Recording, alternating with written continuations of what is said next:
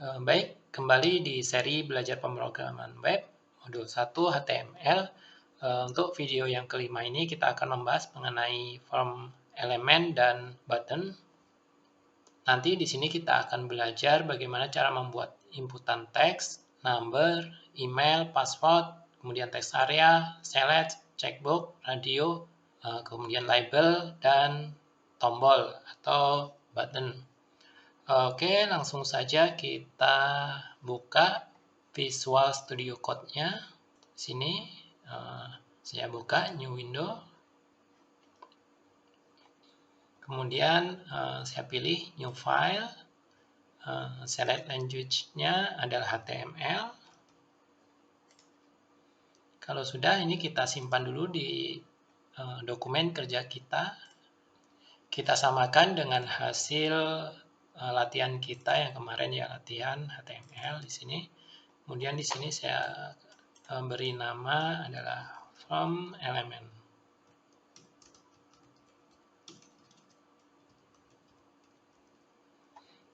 Oke, saya save. Karena ini dokumen HTML baru, kita harus mendefinisikan dulu. Ini adalah doc type-nya adalah HTML. Kemudian kita buat tag head-nya. Kemudian kita buat title-nya. Latihan form element dan button gitu ya. Oke, untuk elemen head-nya itu saja dulu untuk latihan. Kemudian kita buat elemen body-nya, body. Oke, di sini saya ketinggalan ya. Di sini ada elemen HTML.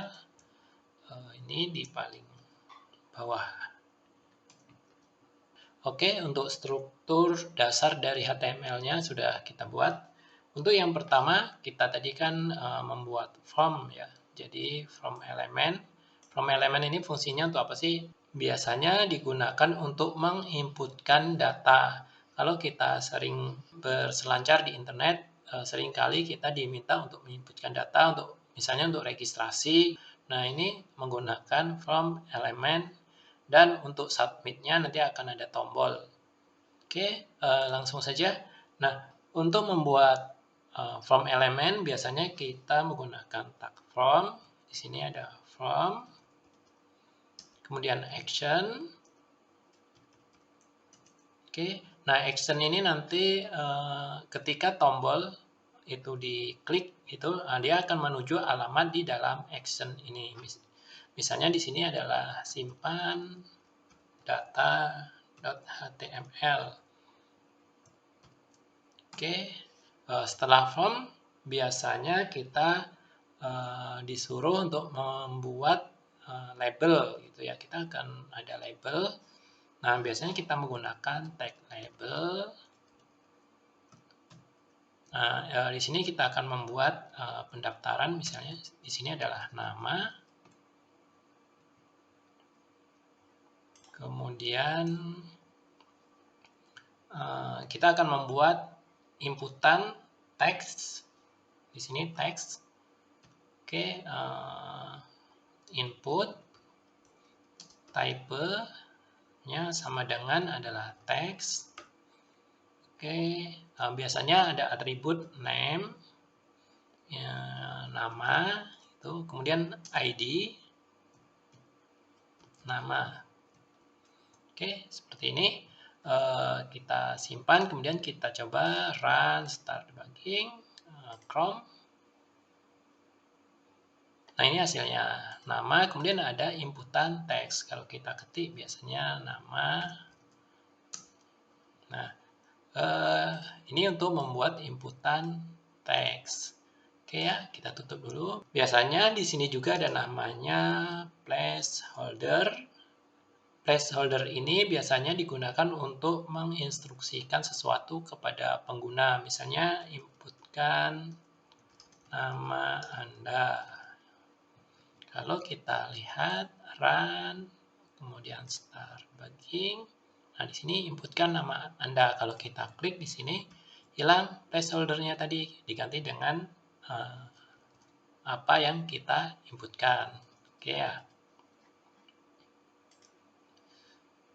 Oke, itu yang pertama nama. Kemudian ada juga inputan jenisnya adalah number. Biasanya digunakan untuk menginputkan nomor. Kita contohkan di sini saya BR. Saya ulangi BR. Kemudian label. Misalnya nomor urut.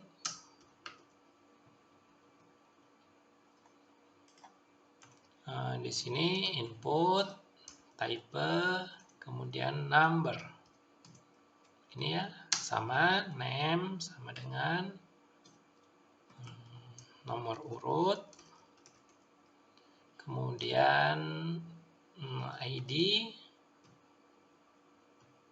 Nah, untuk penamaan di sini name dan ID biasanya tidak disarankan untuk menggunakan spasi. Ini bisa menggunakan underscore gitu ya. Sama di sini nomor underscore urut. Kemudian placeholder-nya isikan nomor urut misalnya. Kemudian kita tutup teksnya.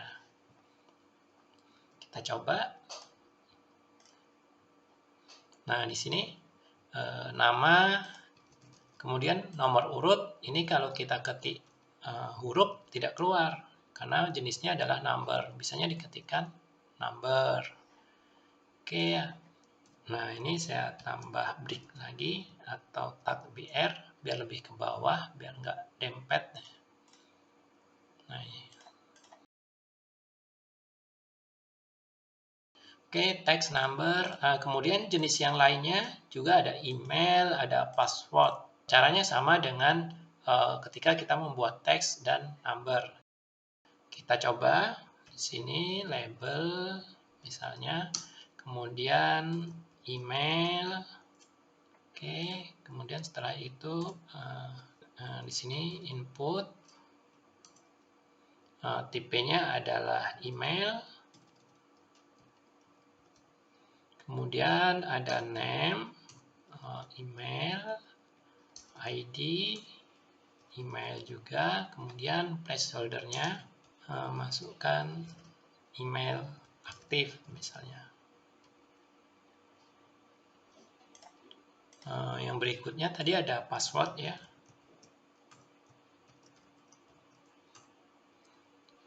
Di sini adalah label password. Oke, di sini input, type-nya adalah password, name-nya misalnya password, ID-nya sama dengan password. Oke, placeholder-nya bisa juga placeholder masukkan password misalnya.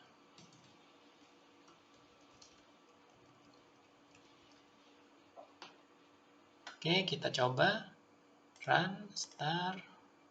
Nah, ini dia. Kalau password, dia kan ketika kita ketik disembunyikan inputannya ya, nggak kelihatan. Kalau email sama misalnya email gitu.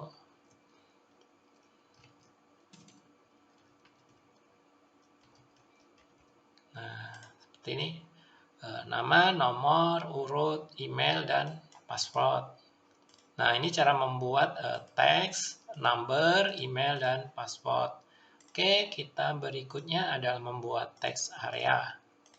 Nah, teks area ini digunakan untuk menginputkan biasanya teks yang banyak. Kalau kita menggunakan teks ini kan inputannya sedikit ya, nggak bisa. Kalau kita enter juga nggak bisa. Tapi kalau misalnya nanti kita ingin menginputkan data yang besar gitu berupa paragraf, kita bisa menggunakan teks area. Sebagai contoh, ini kita buat teks area, kita enter. Nah, namanya, oke, saya buat labelnya terlebih dahulu, label. misalnya deskripsi diri gitu. Name-nya deskripsi, ID-nya juga deskripsi. Kemudian ada calls. Nah, ini menunjukkan lebar dari text area. Misalnya di sini bisa kita isi 100% gitu. Row-nya ini adalah tinggi. Di sini saya buat 5. Kalau kita run, nah ini dia hasilnya. Ini bisa kita enter di sini. Tapi kalau teks itu nggak bisa. Tuh, dia tetap satu baris. Kalau ini bisa beberapa baris. Ini adalah teks area. Kita lanjut lagi. Oke. Yang berikutnya kita akan membuat select ya. Oke, select. Nah, select ini biasanya digunakan untuk membuat form pilihan. Misalnya kita buat di sini label jenis kelamin. Kemudian kita ketik select. Oke, name-nya masih sama, ya, jenis kelamin. ID-nya sama, jenis kelamin. Nah, di sini kemudian di elemen select ini kita buat option-nya. Sini option. Misalnya sini adalah pria. Value-nya adalah pria. Di sini teksnya pria. Kemudian option yang kedua wanita. Oke, value-nya wanita, misalnya wanita atau perempuan gitu ya. Perempuan. Sininya perempuan. Oke, di sini coba kita buat biasanya laki-laki.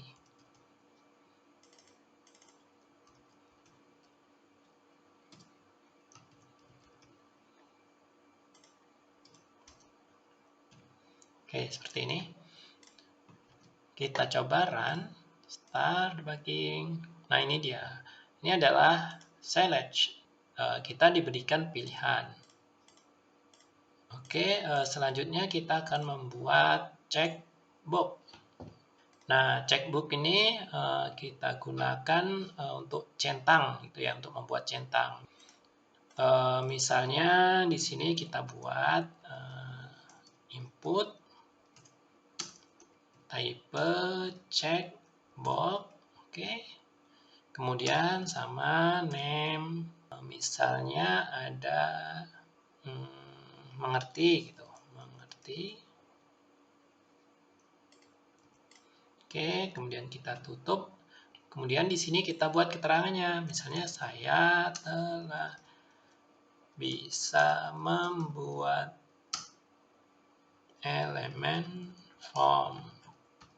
Oke, kita coba. Nah, di sini di run. Nah, ini dia bisa kita conteng. Oke, sering ya ketemu inputan yang seperti ini. Ini di sininya biasanya ada value biasanya mengerti gitu ya. Artinya kalau checkbox ini nanti diconteng, berarti user sudah paham atau mengerti. Oke, selanjutnya ada radio. Misalnya ada dua pilihan dan kita harus memilih salah satu, nah itu menggunakan radio. Tapi kalau checkbox ini bisa diconteng semuanya. Misalnya ada 5 pilihan, kemudian kita bisa mencenteng 3, mencenteng 1, atau semuanya kita conteng. Kalau radio tidak, kita harus memilih salah satu. Oke, kita contohkan input, kemudian type-nya radio, kemudian name-nya. Misalnya name-nya adalah jenis kelamin, gitu. Jenis kelamin lagi kita contohkan ya, jenis kelamin. Kemudian di sininya value-nya laki. Oke. Nah, di sini kita beri keterangan laki. Kemudian kita buat lagi inputan yang kedua.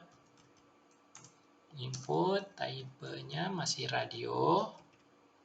Nah, di sini name-nya harus sama dengan yang atas, karena nanti kan dipilih salah satu.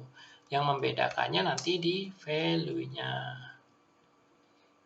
Nah, di sini value-nya yang perempuan. Oke, kita tutup perempuan. Kita run. Nah, ini dia. Kalau kita klik di sini, kemudian kita klik di sini, nah di sini hilang berganti. Hanya boleh memilih salah satu. Tapi kalau checkbox ini, misalnya kita buat checkbox lagi. Checkbox gitu ya. Di sini value-nya tidak mengerti misalnya. Saya tidak mengerti.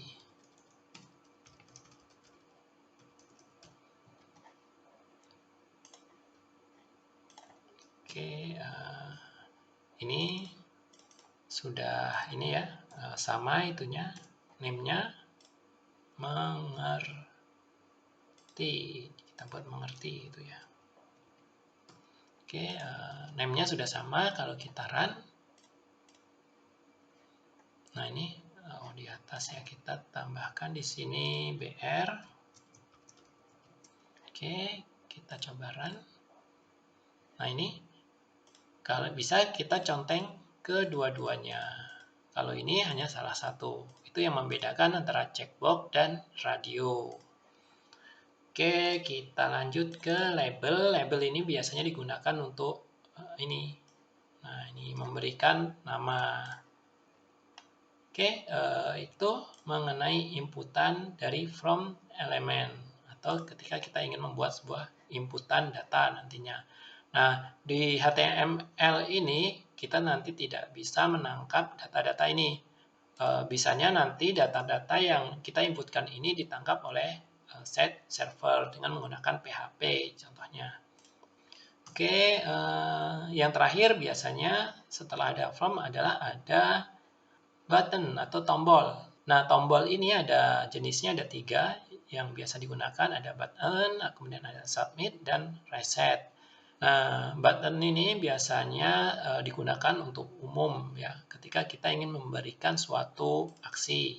Kemudian ada submit, ini digunakan untuk mengirimkan sebuah data. Kemudian ada reset. Nah, reset ini mengembalikan nilai ke awal. Kita contohkan saja di sini. Di sini ya. Nah, di sini kita buat. Oke, yang pertama tadi adalah button. Caranya ya ketik button. Kemudian di sini adalah ini tombol.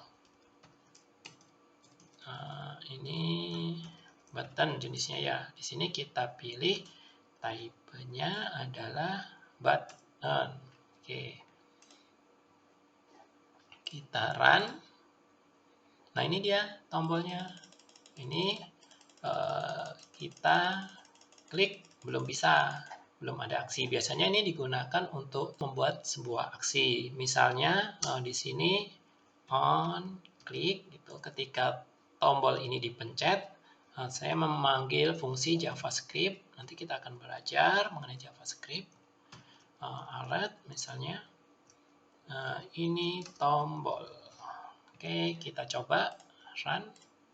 Nah, kalau kita pencet ini button, dia akan muncul ini alert namanya. Ini tombol. Oke, mudah ya. Selanjutnya kita buat submit. Di sini misalnya adalah button, type-nya adalah submit. Oke, simpan data misalnya, simpan. Kalau kita run, nah ini tadi kan di sini ada from ya, ada from. Kalau kita simpan ini, nah nanti dia akan berpindah ke halaman lain dengan mengirimkan form data yang kita buat tadi. Ada nama, ada nomor urut, email. Kalau ini kita isi, misalnya nama Edi, nomor urut 1, emailnya adalah edi@elisa.com. Kemudian passwordnya adalah 123, deskripsi. Kemudian kita simpan. Di sini dia akan mengirimkan data-data yang kita inputkan tadi. Nama, ini Edi, kemudian nomor urutnya 1, email, nah seperti itu. Ini fungsi dari simpan. Kemudian ada lagi yang bisa digunakan adalah reset. Button type-nya adalah reset. Oke, reset from misalnya. Kalau kita run, nah ini fungsinya untuk mereset from ini. Reset ya, reset from. Oke, run. Kalau misalnya kita inputkan seperti ini ya, kemudian salah, bisa kita reset di sini. Nah, otomatis akan hilang inputan tadi. Itu fungsi yang biasa digunakan, ada button, simpan, dan reset. Oke, untuk from elemen dan button saya rasa cukup. Terima kasih.